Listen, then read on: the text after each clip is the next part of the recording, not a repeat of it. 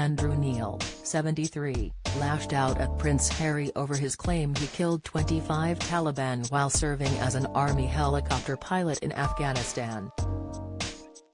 The broadcaster predicted that the confession, made in his upcoming memoir, Spare, will do him the most long-term damage by far.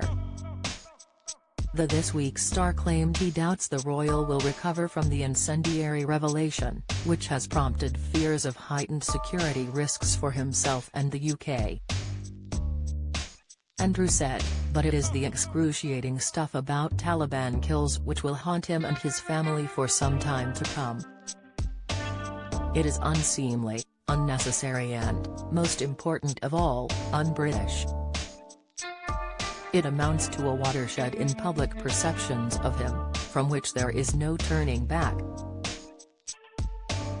Even the Americans, hitherto far more sympathetic to Harry and Meghan than the Brits, are turning on him.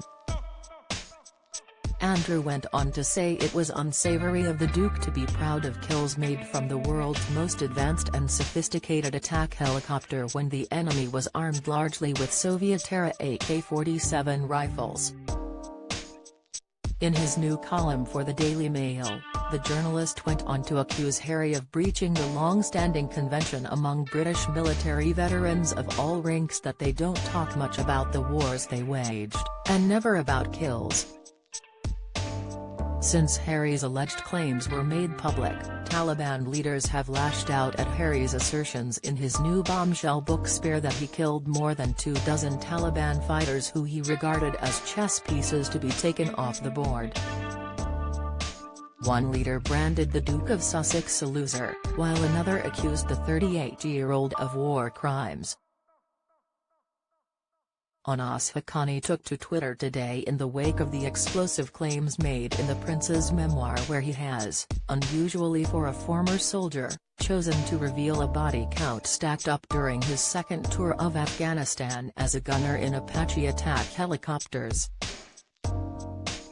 Mr. Haqqani, a leading figure in the Haqqani network, part of the Taliban in Afghanistan, expressed his outrage at the Duke of Sussex's comments. He wrote on Twitter, "The ones you killed were not chess pieces, they were humans, they had families who were waiting for their return. Among the killers of Afghans, not many have your decency to reveal their conscience and confess to their war crimes." Writing for Express.co. UK former British Army Commander Colonel Richard Kemp said letting it be known how many fighters he killed will rekindle jihadist animosity against him and incite some who want to take revenge.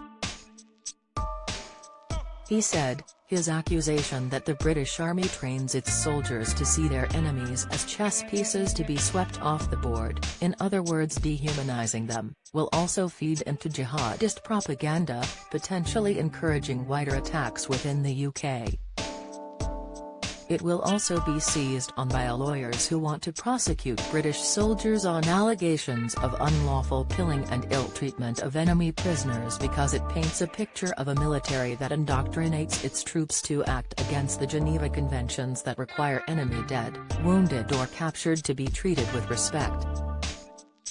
According to an excerpt seen by The Telegraph, in his upcoming book Harry said he flew 6 missions which led to the taking of human lives.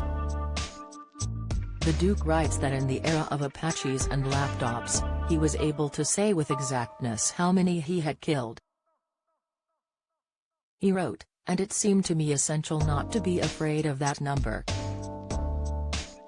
So my number is 25. It's not a number that fills me with satisfaction, but nor does it embarrass me." In episode 3 of the Sussex's Netflix series, Harry says of his military service, 2 tours in Afghanistan, flying Apache helicopters on a military base means that you grow up pretty fast. Harry was known as Officer Cadet Wales at the Royal Military Academy Sandhurst during a 44-week training course, according to Veteran Life magazine. After training, he received his commission as an officer in the British Army, joining the Blues and Royals.